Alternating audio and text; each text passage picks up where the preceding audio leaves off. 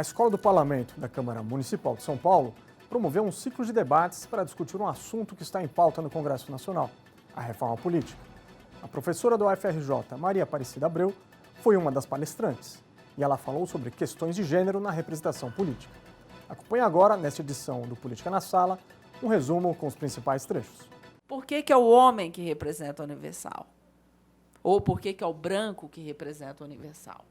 Foi-me proposto que eu discutisse questões de gênero e representação política, né?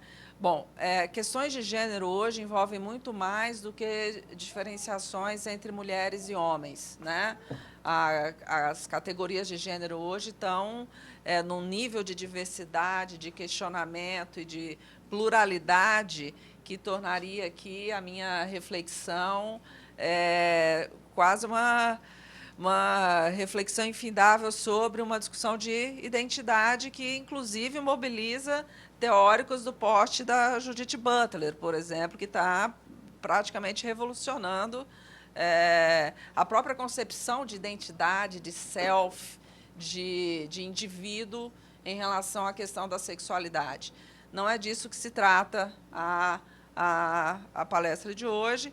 Eu reduzi o escopo num objetivo muito menos pretensioso e talvez mais emergencial, que é justamente a igualdade ou a falta de igualdade entre a representação de homens e mulheres. Historicamente, a desigualdade entre homens e mulheres, e quando eu digo historicamente, isso remonta desde a antiguidade, ela está estruturada numa divisão quase que ontológica, quase que constitutiva do mundo entre a esfera privada e a esfera pública, né?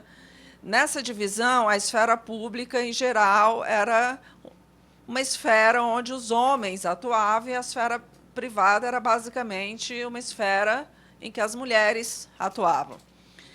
Bom, com a evolução histórica e com a conquista das mulheres, essa divisão estrita entre espaço público e espaço privado, ela se matiza um pouco, e uma teórica liberal, a Susan Okin, foi muito feliz em atualizar essa divisão. Para que outro tipo de divisão? A divisão entre o espaço doméstico e o espaço público. Então, é como se hoje a gente ainda vivesse um mundo dividido entre espaço doméstico e tudo aquilo que não acontece no espaço doméstico. Então, na verdade, a desigualdade entre homens e mulheres começa a partir, primeiro, de uma divisão dessas esferas. Até aí, isso é suficiente para estabelecer uma desigualdade? Não, mas ela se torna um ponto de partida para estabelecer a desigualdade quando as atividades da esfera doméstica, em geral, são atribuídas às mulheres de forma predominante, né? O segundo passo para a desigualdade é quando a atribuição dessas atividades em relação às demais, ela é desvalorizada. A atribuição de valor das atividades da vida reprodutiva na nossa sociedade, ela é inferior àquelas atividades da vida produtiva, sendo que, para que a gente viva, ambas as esferas de atividades são necessárias. Bom, em relação à representação política, como que ela se enquadra nessa estrutura de divisão sexual do trabalho? Bom, a representação política, sem dúvida nenhuma, ela é a atividade eminentemente que ocorre no espaço público. Então, ela talvez é a última atividade a que a mulher, nesse histórico de divisão sexual do trabalho, de predominância da mulher na esfera doméstica, é a última atividade a que ela provavelmente vai ter acesso de forma igualitária. Se homens têm mais espaço para expressar-se politicamente, isso é um problema? A gente pode imaginar, olha, as mulheres não querem se expressar e os homens se expressam mais. Se eles não forem contrários aos interesses das mulheres, qual o problema? Né? A desigualdade de representação é um problema? Bom, algumas teóricas vão responder taxativamente. A Nancy Fraser, que é uma das feministas mais influentes do final do século XX, agora começo do século XXI, vai colocar a questão da representação, não só no campo da teoria feminista, mas dos movimentos sociais em geral, como uma das dimensões de justiça. Em que contexto ela diz isso? Olha, os movimentos sociais, eles não clamam somente por redistribuição de recursos econômicos, eles não querem apenas reconhecimento na arena pública, eles querem também representar, eles querem participar da arena representativa, né? Qual que seria a solução? Cotas. Seria, então, a questão de reservar lugares, seja nas candidaturas, seja nos assentos das instâncias de representação, para atender essa dimensão de justiça, para atender uma necessidade de presença das mulheres nas instâncias representativas? Bom, o primeiro argumento contrário, que é um argumento forte, utiliza justamente um dos pilares da própria ideia de democracia eleitoral, que é o quê? O eleitor tem a soberania da escolha do voto e ele não vota em homem ou mulher, ele vota em projetos, em ideologias, em projeto, né? Em conjunto de ideias. Então, o fato de ser homem ou mulher é um fator a mais. Ninguém vai votar em alguém só porque é homem ou só porque é mulher. De fato, provavelmente nem a mais empedernida feminista votaria numa mulher que fosse contrária aos ideais feministas, né? Então, na verdade, a gente vota num conjunto de ideias, e não exatamente em homens e mulheres, né?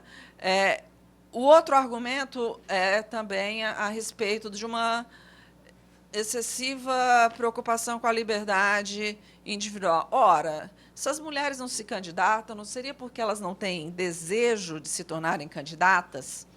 Bom, aí tem um problema que é o seguinte: o próprio fato de a mulher não ter desejo de ser candidata não será um problema? Por que será que ela não tem desejo de ser candidata? Será que ela não antecipa os custos de ser candidata, né? Será que esse não desejo de ser candidato se manifesta em todas as esferas representativas? Alguns estudos a respeito de movimentos sociais mostram que, em movimentos sociais de moradia, de, vamos dizer assim, menos visibilidade do ponto de vista da representação, as mulheres estão bastante presentes. De forma semelhante ao que a Natália apresentou em relação aos negros, também conforme aumenta a escala de representação, ou seja, conforme aumenta o nível de representação, o nível de participação das mulheres também diminui. Então, há algo aqui a se suspeitar de que não é exatamente a falta de vontade das mulheres em participarem da política que justifique a ausência delas. A representação política, principalmente do modo como ocorre no Brasil, e recentemente a gente teve o caso da Jandira Fegali com o Alberto Fraga, ela tem uma dimensão física, corporal, de fala e de espaço que é absolutamente inegável, né? O espaço de argumentação política na Câmara dos Deputados ou no Senado não é espaço em que os argumentos vão prevalecer e que a democracia deliberativa racional vai ser obtida a partir de diversos argumentos, né, sejam eles obtidos a partir de homens ou de mulheres, e que todos vão ouvir igualmente, né? Na verdade, transitam pelos corredores, e quem já passou pelo Congresso sabe disso, transitam mulheres e homens, e corpos que transitam nesses espaços despertam reações distintas uns nos outros, e alguns têm que suportar, talvez, situações mais desagradáveis que outros, né? Jean Willis, por exemplo, praticamente todos os dias relata isso nos posts dele nas redes sociais, mas não só João Willis, uma série de outros deputados também fazem isso. Bom, feito esse breve, essa não tão breve introdução teórica, vamos para o diagnóstico da desigualdade entre mulheres e homens, que está presente no mundo todo, variando de contexto para contexto, de instituições para instituições, né?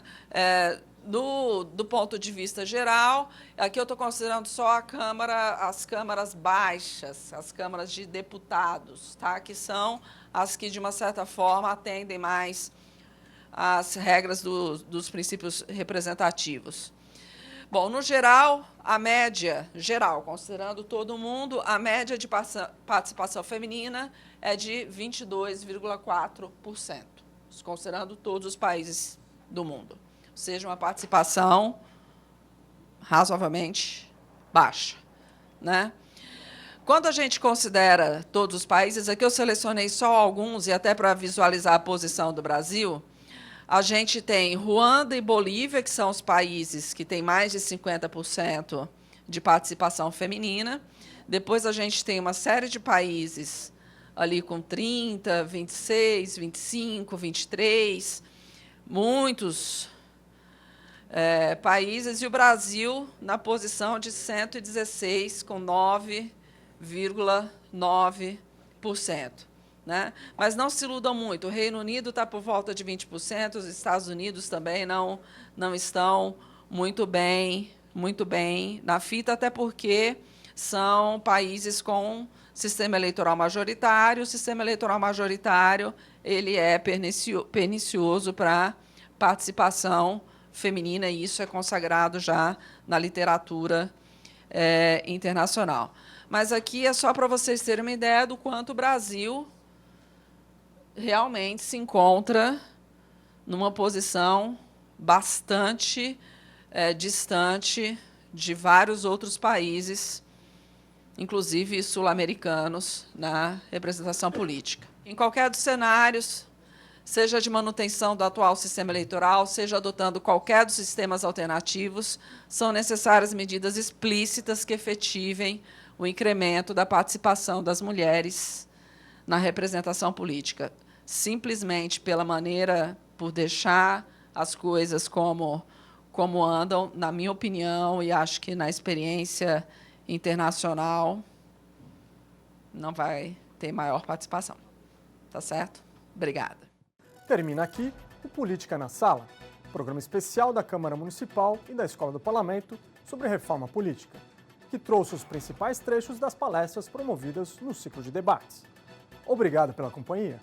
TV Câmara São Paulo, informação para a cidadania.